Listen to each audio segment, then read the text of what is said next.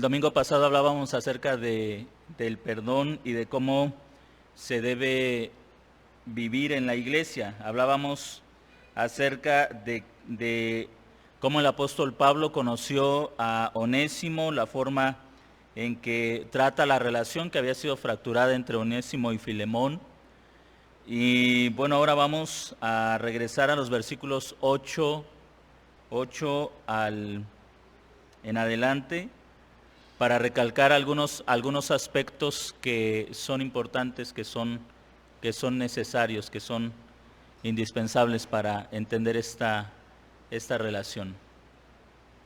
Por lo cual, aunque tengo mucha libertad en Cristo para mandarte lo que es apropiado, más bien te ruego, a causa del amor, siendo tal como soy, Pablo, ya anciano, y ahora también prisionero de Cristo Jesús, te ruego por mi hijo Onésimo, a quien engendré en mis prisiones, el cual en otro tiempo te fue inútil, pero ahora es útil a ti y a mí.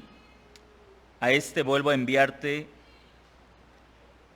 a él, es decir, a mis entrañas. Yo quería retenerlo conmigo para que me sirviera en representación tuya en las prisiones del Evangelio.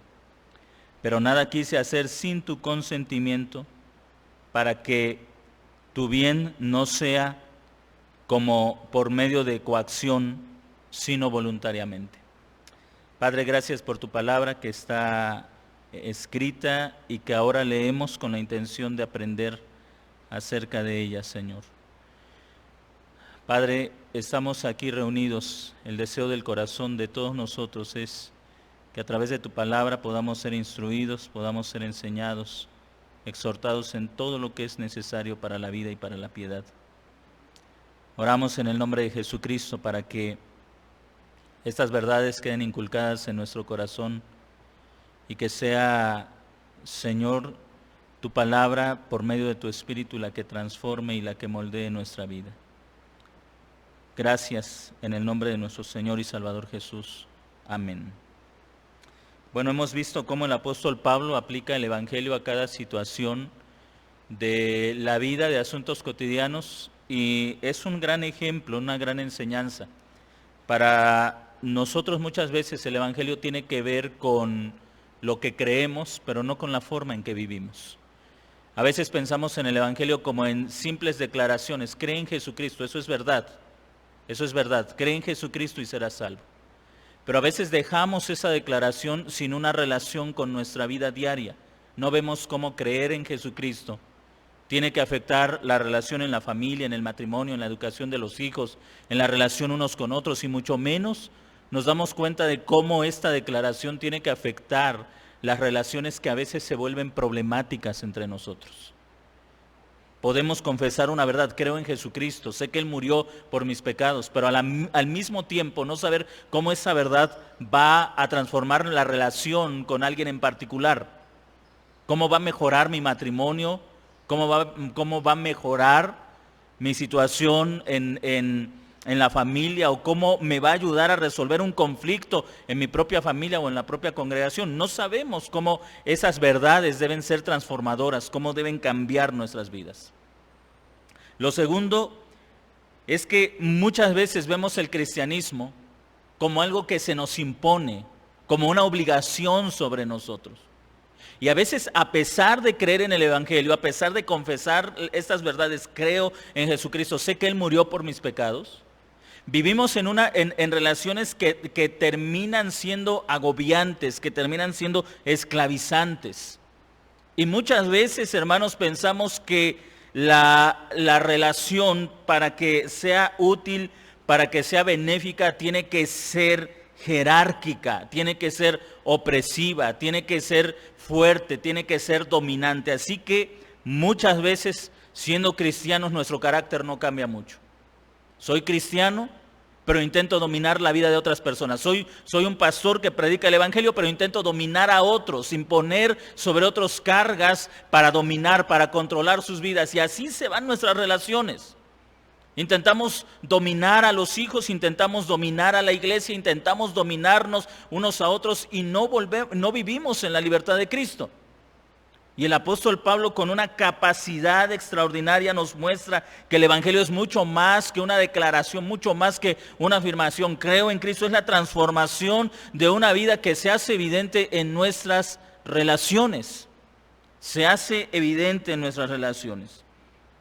Quiero señalar algunos aspectos de cómo el apóstol Pablo usa el evangelio para relacionarse con una persona que está bajo su cuidado pastoral, bajo su autoridad, y la forma tan libre con la que él se relaciona. No apela a su autoridad, no apela a tener él mayor autoridad sobre la vida, sino que apela al evangelio, apela a Jesucristo.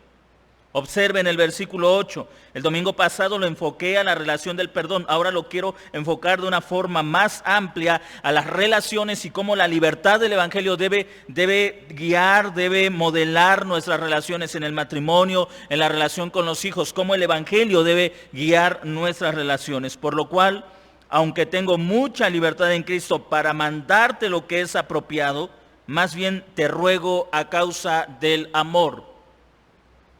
La primera evidencia de vivir la libertad en Cristo es que nosotros apelamos a la voluntad de la persona y no imponemos cargas para transformar la vida o para conseguir algo de las personas. El apóstol Pablo entiende la autoridad que él tiene. El apóstol Pablo le escribe a Filemón: yo tengo mucha libertad en Cristo para mandarte, para ordenarte. Mucha libertad. Pero cuando se ordena sin amor, esa orden termina siendo una imposición, una coacción, un sometimiento. Y piense usted en Filemón diciendo esto: tengo que hacer esto solamente porque Pablo me lo está pidiendo. Y muchas veces como cristianos vivimos de esa manera. Tengo que hacer esto porque el pastor me está pidiendo que haga esto, pero yo no quiero hacerlo. No tengo tiempo, no puedo, no deseo hacerlo. Pero el pastor quiere que lo haga. El apóstol Pablo nos enseña a través de esta situación, a través de esta circunstancia, que la vida cristiana es una vida de libertad, no una vida de imposiciones. Hay personas que dicen: predico porque el pastor me dijo que predique. Hago esto porque el pastor me dice que lo haga. Incluso también en las relaciones en el matrimonio. Hago esto porque mi esposo quiere que lo haga, o hago esto porque mi esposa me está diciendo que haga esto, pero no quiero hacerlo. O hago esto solamente porque mis papás están insistiendo en que es esto lo que tengo que hacer. El apóstol Pablo nos lleva a considerar que la vida cristiana es una vida donde, en primer lugar, lo que debe motivar nuestra voluntad, lo que debe inclinar nuestra voluntad, lo que debe ser, si cabe la palabra, lo que debe obligarnos a actuar es el amor y no la imposición. Pablo dice: soy apóstol, soy el hombre que te predicó el evangelio y tengo el derecho, tengo la libertad de poderte escribir solamente estas palabras: Filemón, recibe a Onésimo y perdónalo, punto, se acabó. No pidas explicaciones, no demandes absolutamente nada. Yo soy tu pastor, soy un apóstol, tengo autoridad y es lo que te estoy exigiendo. Pero la vida cristiana no es eso. No es esa la relación a la que somos llamados en la vida cristiana. Aquí tiene a usted a un hombre que sabe equilibrar correctamente, la autoridad y el amor. Y estos son aspectos que a veces nos cuestan, se nos dificultan, porque o somos demasiado autoritativos o somos demasiado complacientes, ¿no le parece? O somos demasiado autoritativos. Incluso apelamos no al evangelio, apelamos a nuestra educación. A mí mis papás me trataron así y así te voy a tratar a ti. O somos demasiado enérgicos, demasiado autoritativos, demasiado fuertes en lo que decimos, en lo que ordenamos, o somos demasiado complacientes. Nos vamos de un lado o nos vamos al otro, o nos vamos al lado de ser autoritativos o nos vamos al lado de la complacencia. Mis papás fueron muy duros conmigo, dicen algunas personas, así que yo no voy a ser muy duro con mis hijos, y se vuelve complaciente porque yo sí los amo. O se es demasiado autoritativo o se es demasiado complaciente. Pero Pablo es un hombre que el Evangelio lo ha ayudado a equilibrar la autoridad y el amor. Su autoridad no degenera en autoritarismo y su amor no degenera en complacencia. Y eso es posible con el Evangelio. Somos llamados a construir relaciones donde mi posición no sea una obligación sobre las personas sobre las que tengo autoridad, pero tampoco mi amor degenere en complacencia, sino vivir bajo la libertad del Evangelio. Ahora observe, Pablo no renuncia a su autoridad apostólica, pero no quiere usarla de forma en que esa autoridad termine redundando en un provecho personal. Muchas veces usamos la posición que tenemos para sacar provechos personales sin ver cómo aquello glorifica al Señor. ¿Cuántas veces como padres hemos impuesto una orden no por el bien del Evangelio, sino por nuestro propio bien? Te estoy diciendo esto y se acabó, soy tu papá y se acabó. Y no hay lugar para hablar, para recapacitar en eso. Lo estoy diciendo porque soy tu papá y punto. O ustedes tienen que hacer esto porque soy el pastor y digo que lo hagan y se acabó. Y no hay lugar para pensar o para reflexionar. Simplemente lo van a hacer porque estoy diciendo que lo hagan. Qué importante es aprender a vivir en el equilibrio del Evangelio. El apóstol Pablo, sin renunciar a su autoridad, y eso es algo importante, cuando nosotros nos relacionamos, si somos padres, si somos esposos, en el caso mío como pastor o como maestro de la iglesia, tenemos que aprender a relacionarnos sobre la base del Evangelio. No renunciamos a la autoridad, pero tampoco debemos hacer uso excesivo de la autoridad que tenemos. A veces pensamos que tenemos que renunciar a la posición que tenemos para relacionarnos correctamente. Como hoy se escucha mucho, yo no soy padre de mis hijos, yo soy su amigo. Entonces, renuncian a la posición de la paternidad para relacionarse mejor con los hijos. El Evangelio te enseña cómo, teniendo una posición de autoridad, puedes relacionarte correctamente con las personas que están bajo esa autoridad. Si eres esposo, si eres padre, si es usted mamá, cómo el Evangelio debe transformar la relación que usted tiene con sus hijos, o cómo el Evangelio debe transformar la relación que usted tiene con otros hermanos en la congregación. Porque incluso hasta eso a veces llega a ser un tope para nuestras relaciones. Si yo tengo muchos años en la congregación, entonces me siento con mayor autoridad y puedo decir, yo tengo más años en la iglesia y las cosas se han hecho así en la iglesia y creo que se deben hacer así porque los que tenemos mucho tiempo así estamos acostumbrados a que se hagan las cosas. Y entonces usamos de forma incorrecta una autoridad para edificar, la usamos para sacar provechos personales, para beneficiarnos a nosotros mismos. Observe lo que hace Pablo. Él es apóstol, no renuncia a su apostolado porque el apostolado lo recibió de parte de Jesucristo, no de parte de Filemón, pero no usa el apostolado para su propio beneficio, sino que actúa como un hombre que reconoce su autoridad. Contraste usted la actitud de Pablo con la actitud de gente que no conoce el Evangelio o con nuestra propia actitud cuando no estamos seguros del Evangelio. Cuando no estamos seguros del Evangelio, pensamos que si nosotros somos condescendientes o humildes con las personas que están bajo nuestra autoridad, se van a aprovechar de nosotros. Y entonces pensamos que debemos ser fuertes, duros, para que las personas nos obedezcan. Observe usted la actitud del apóstol Pablo. Yo soy apóstol, dice el apóstol Pablo, tengo libertad para ordenarte, pero más bien te ruego. Y aquí está la diferencia entre la imposición y el apelar a la voluntad. Porque la imposición no necesita que la persona a la que se le está imponiendo algo reflexione, piense o tenga la libertad de actuar libremente. La imposición te obliga a hacer lo que tú tal vez no quieres hacer.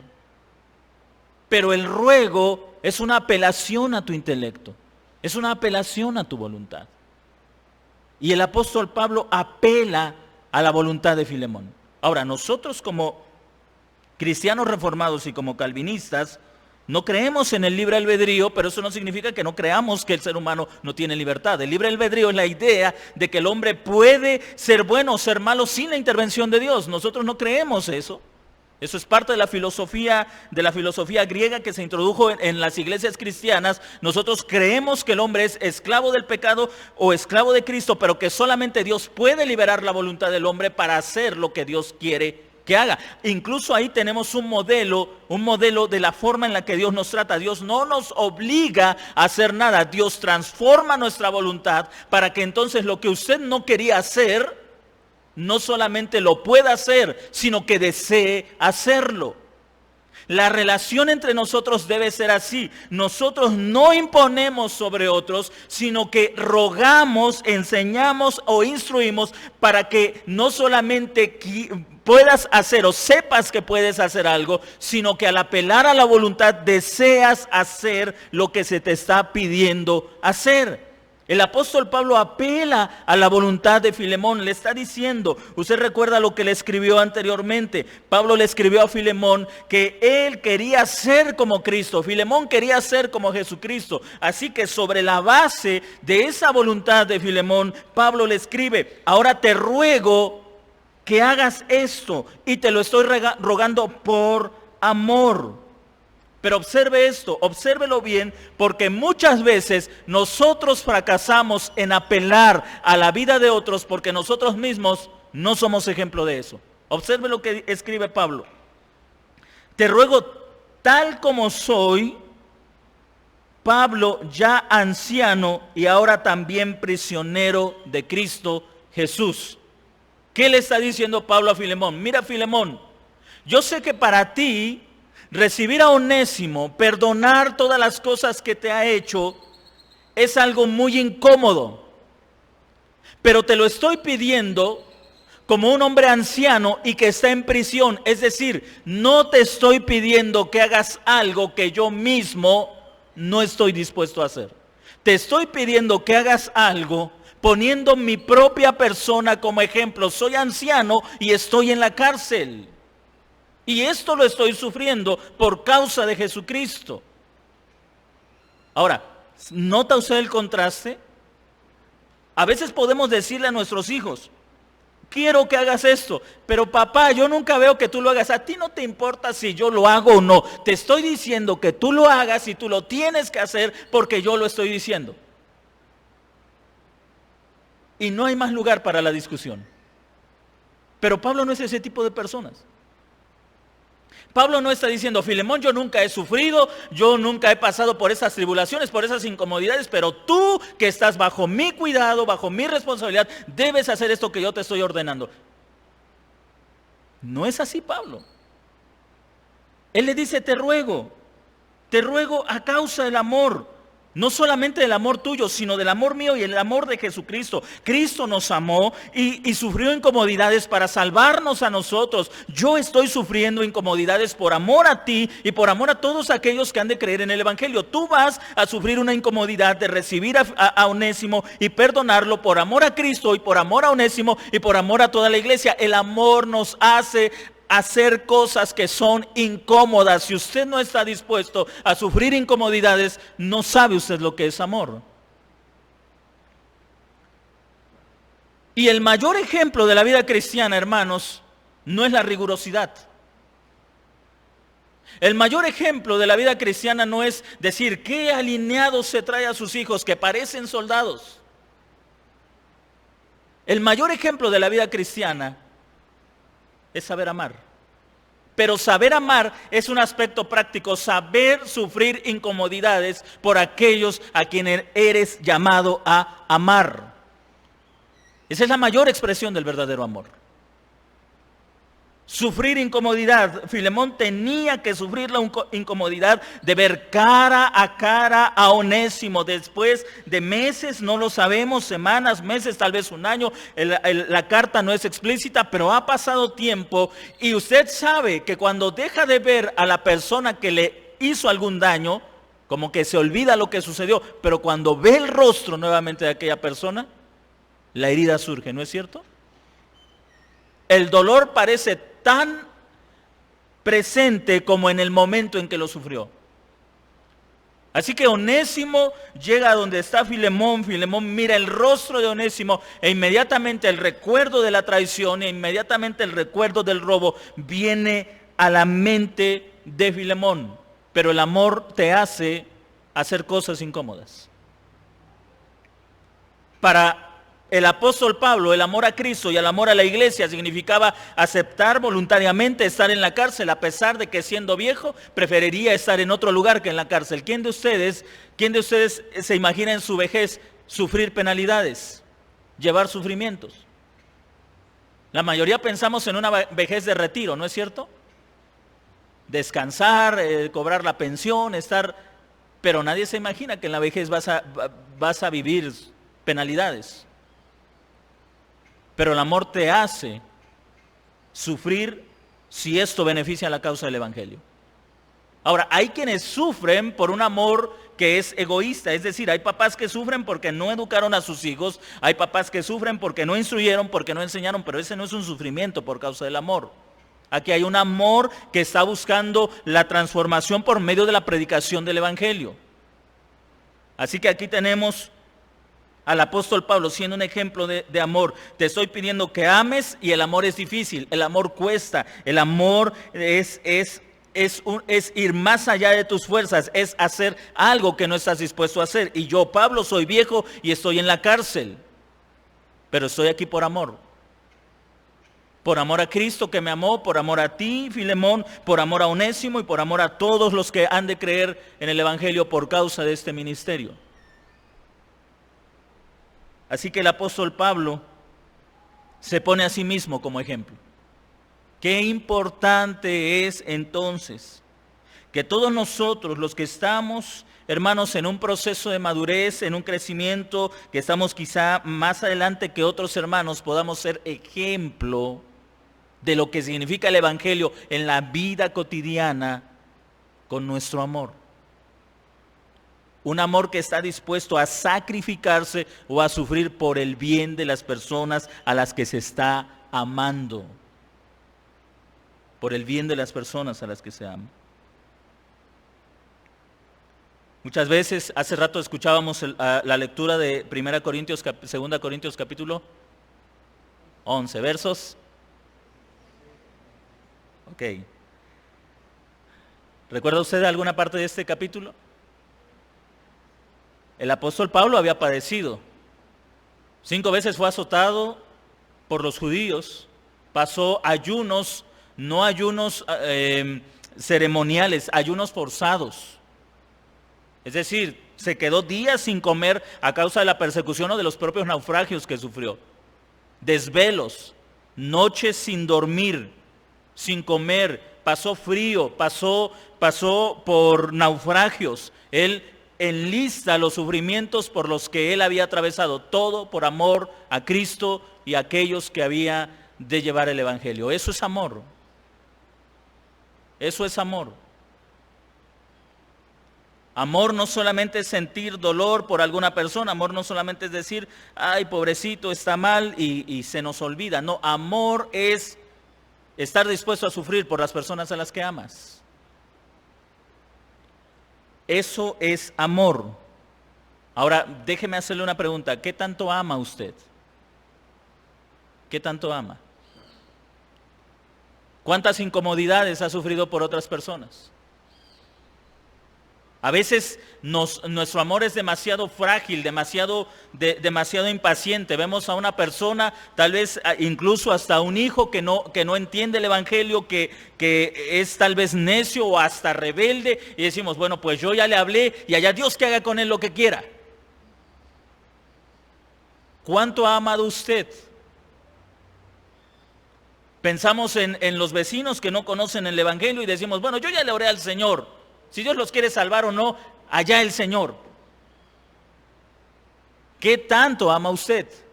Pensamos en un hermano que se extravió de la fe y decimos, pues el hermano ya sabe y si se apartó de la fe, pues ni modo, a lo mejor no era de los elegidos. Nos excusamos en nuestra fuerte doctrina calvinista, en la doctrina de la elección. Sí, creemos en la elección, creemos en la predestinación, que Dios escoge a aquellos que han de ser salvos desde antes de la fundación del mundo, pero eso no es excusa para nuestra falta de amor. No nos excusa. ¿Cuánto ha amado usted? ¿Qué tanto ama usted? El amor es transformador, el amor apela a la voluntad de la persona, el amor ruega, el amor suplica por ver una transformación. Pablo sabe que para Filemón no será nada fácil ver el rostro del hombre que le ha causado un daño, pero él apela por amor a su voluntad, porque sabe que él es un hijo de Dios. Observe el verso 10.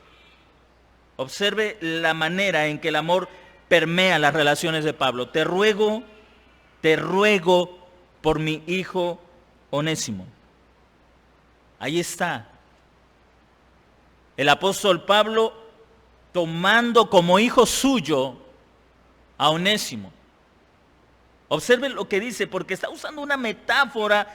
Ahora, hermanos, la iglesia tiene la bendición de que estamos en un tiempo donde hay muchos bebés. Y el apóstol Pablo está usando esa metáfora. Te ruego por mi hijo Onésimo, a quien engendré en mis prisiones. Ahora, todos nosotros sabemos que no es lo mismo cuando sufres como padre que cuando escuchas el sufrimiento de otra persona, ¿no es cierto?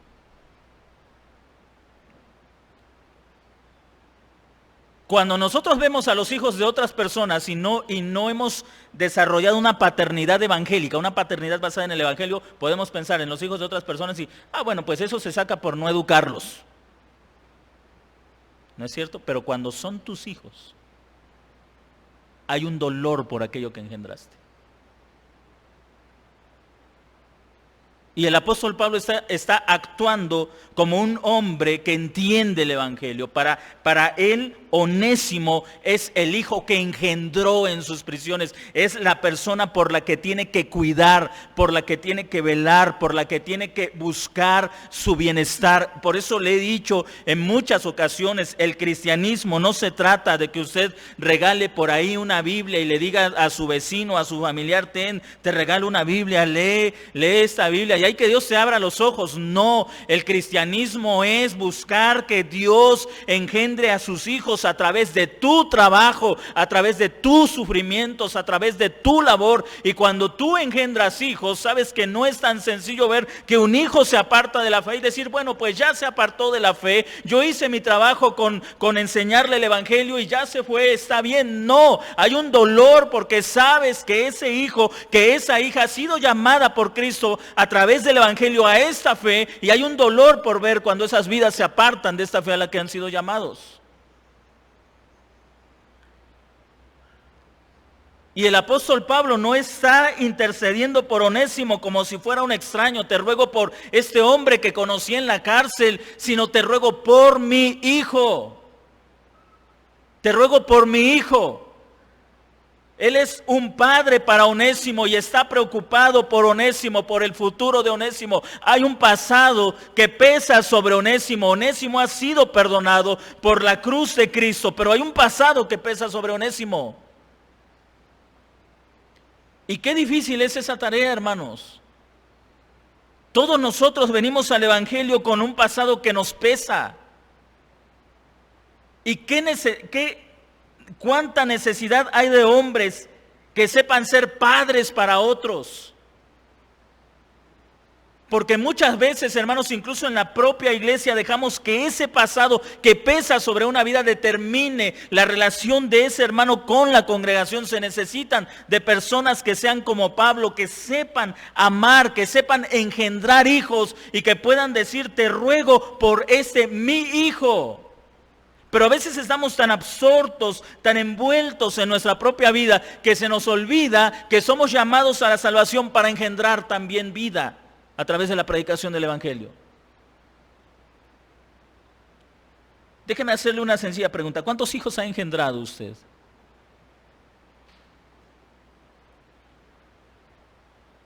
¿Cuántos hijos ha engendrado?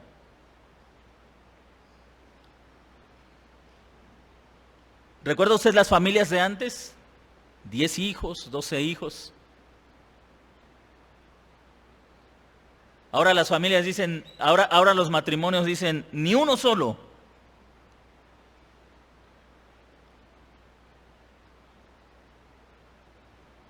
Y me temo que ese pensamiento se introduce incluso en nuestra manera de ver el cristianismo, ¿no?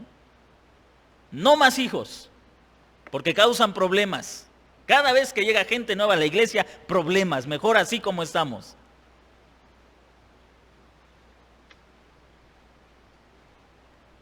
Se necesita de personas que tengan una perspectiva correcta del Evangelio.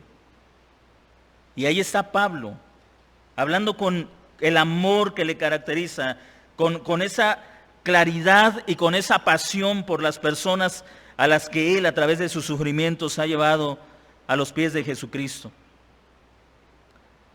El apóstol Pablo nos enseña entonces, hermanos, que las relaciones son relaciones de amor, que son relaciones fraternales.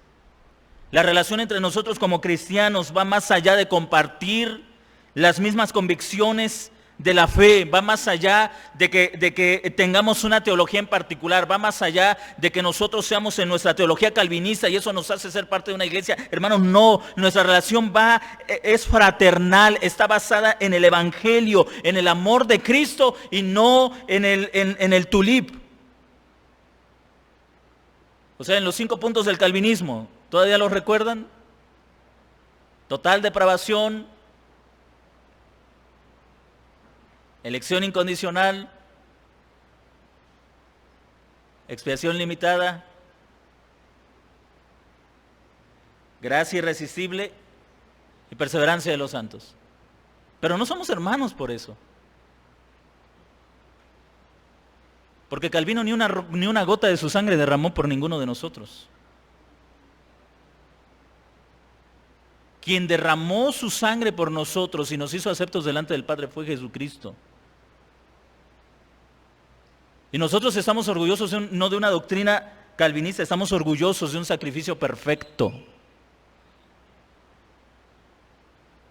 Estamos orgullosos de un sacrificio que nos hizo aceptos delante de Jesucristo, y esa es la base sobre la cual el apóstol Pablo le dice, se atreve a llamar a Filemón hermano y a Onésimo hijo. Lo que nos hace hermanos es que hemos sido redimidos por el sacrificio de Jesucristo. Hay aquí en la congregación hermanos que tal vez no conocen los puntos del calvinismo, que tal vez ni siquiera sabían que éramos calvinistas, pero no por eso dejan de ser nuestros hermanos. Somos hermanos por la sangre de Jesucristo. Y esa relación, esto solamente es posible sobre la base del Evangelio, sobre una convicción en el Evangelio. Observe la manera tan cariñosa, tan cercana que el apóstol Pablo usa para referirse hacia Filemón de Onésimo. Él es mi hijo, lo engendré en las prisiones, él fue inútil, ahora es útil. Mire, y en el verso 12 dice, a este vuelvo a enviarte desde mis entrañas. Es decir, la separación de Onésimo de mí es como arrancar a un hijo, es como separar a un padre de su hijo, es como arrancar a alguien que has amado durante mucho tiempo y después tener que dejarlo ir. Así se refiere el apóstol Pablo a Onésimo. Y por eso le he dicho a lo largo de estas predicaciones, bueno, esta no tiene que ver con la relación fraternal en la iglesia, pero cuántas veces, hermanos, cuántas veces no cultivamos las relaciones de amor y amistad entre nosotros como hermanos en Cristo. El apóstol Pablo dice, vuelvo a enviarlo desde mis entrañas, y la palabra entrañas significa el vientre. Es una idea, es una imagen, es como si a Onésimo lo estuvieran sacando de mi vientre. Me duele dejarlo ir. Pero ¿cómo es que llegamos a cultivar una relación tan estrecha? A través del Evangelio.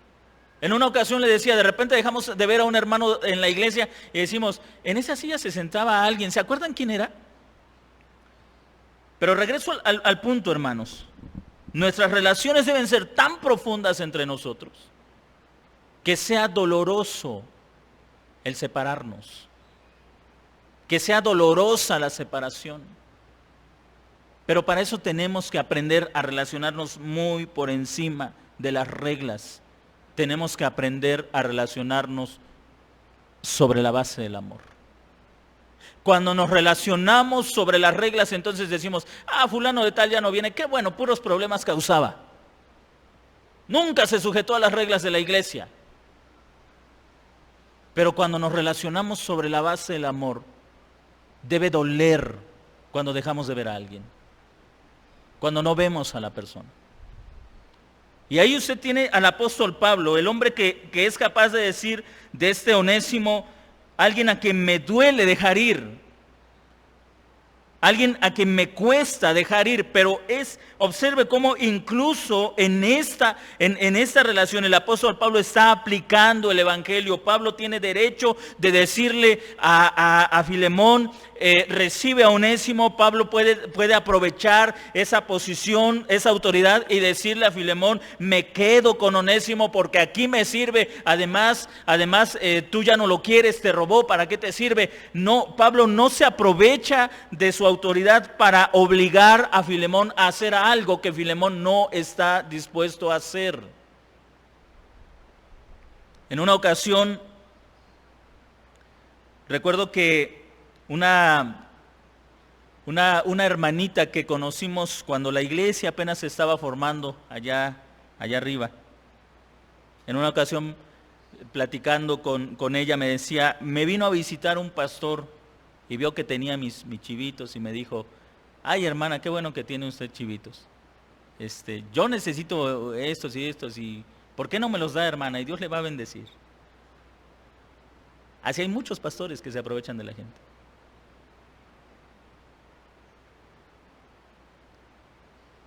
Pablo, siendo apóstol, jamás sacó provecho de esa situación. Yo ya le iba a decir a la hermana como el hijo mayor el hermano del hijo pródigo, yo sirviéndole a usted durante todo este tiempo y nunca me ha dado un chivito.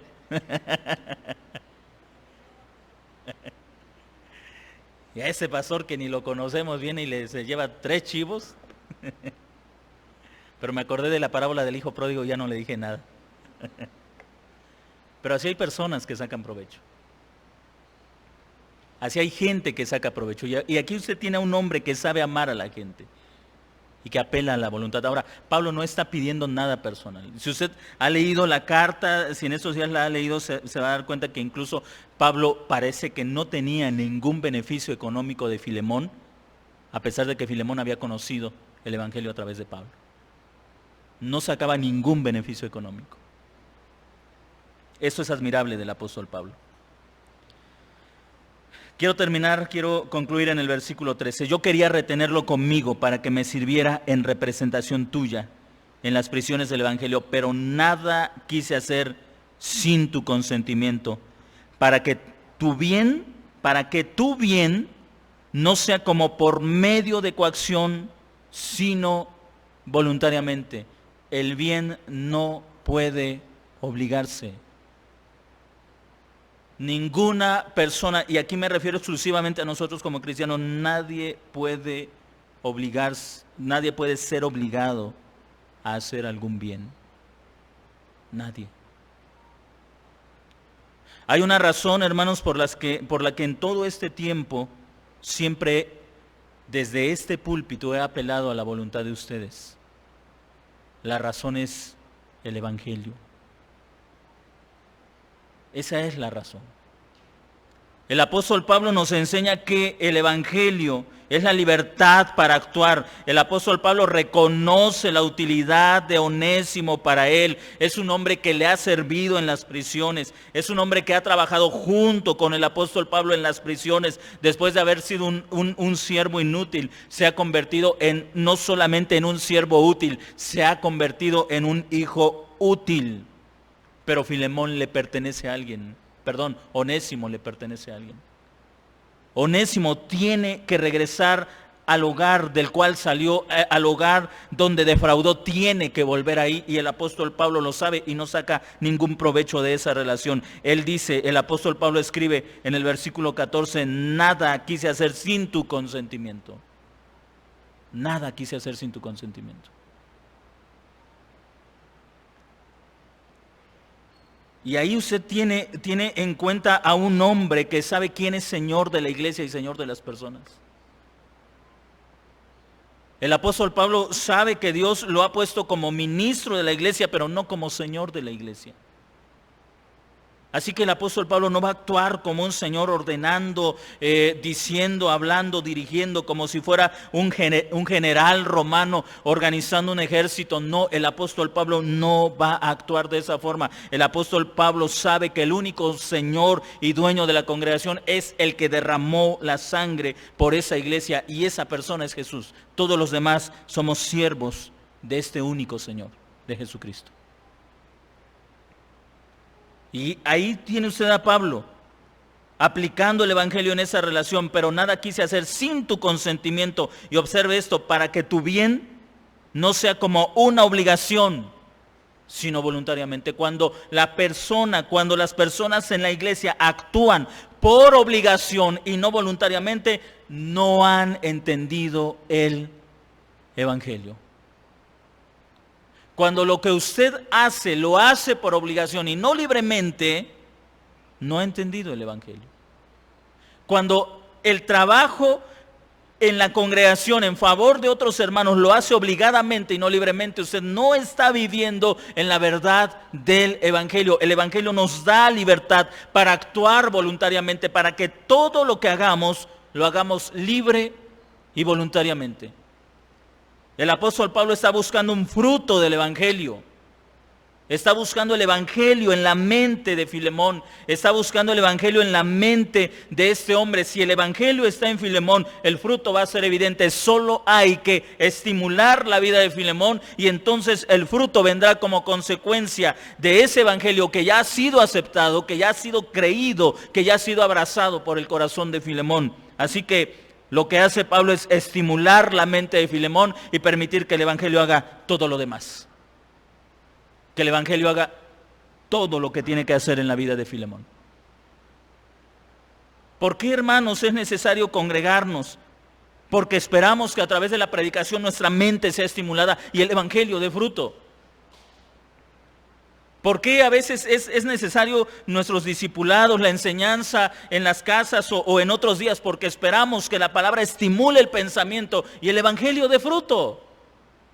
Por eso, cuando el apóstol Pablo escribe la carta a los filipenses, él les dice: estuve en la prisión o estoy en la prisión y ustedes se olvidaron de mí. ¿Qué significa ese se olvidaron de mí? Me dejaron, saben que estoy en la cárcel, no puedo trabajar, no puedo salir, y ustedes se olvidaron de todas mis necesidades.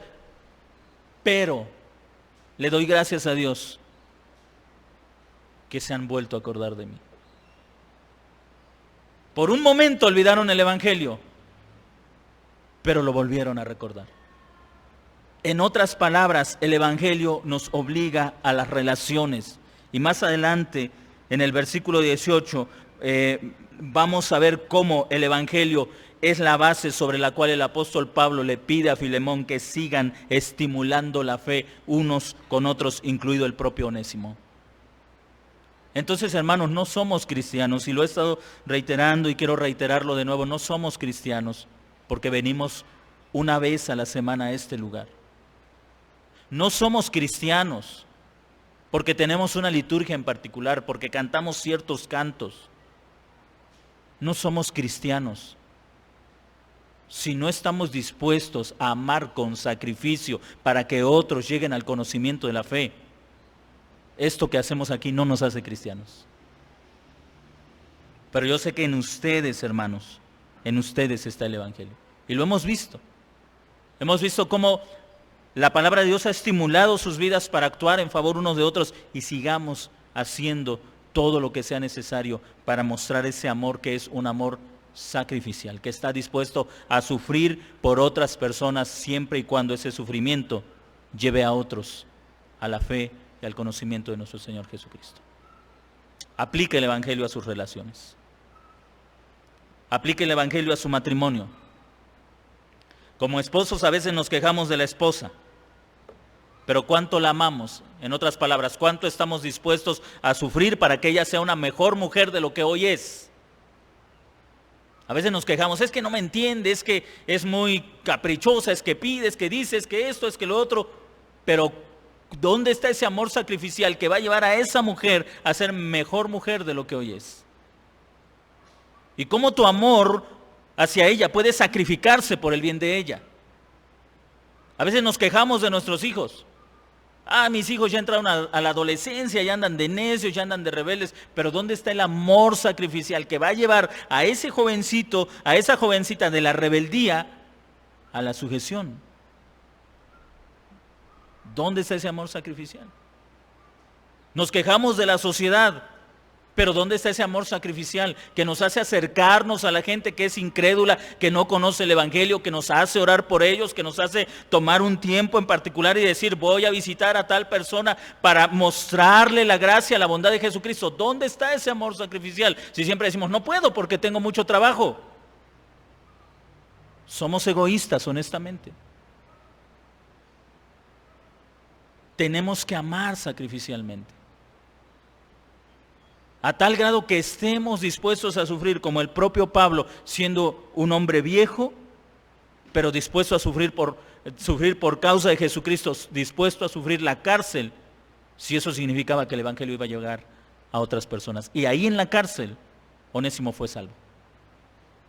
¿Se da cuenta que cuando usted ama, aún en las peores circunstancias, Dios le puede llevar a que otras personas conozcan la salvación? Pero cuando nos encerramos en nuestras propias circunstancias, Señor, nadie está sufriendo como yo. Señor, nadie está padeciendo como yo. Y nos olvidamos que hay gente que no conoce el Evangelio y su situación es peor que la que nosotros podemos estar padeciendo. Que Dios nos ayude a aplicar el Evangelio a cada aspecto de nuestra vida cotidiana. A vivir con ese amor que no impone, pero que apela al entendimiento, que apela a la voluntad, que busca el cambio, que busca la transformación, porque esa es la base del Evangelio.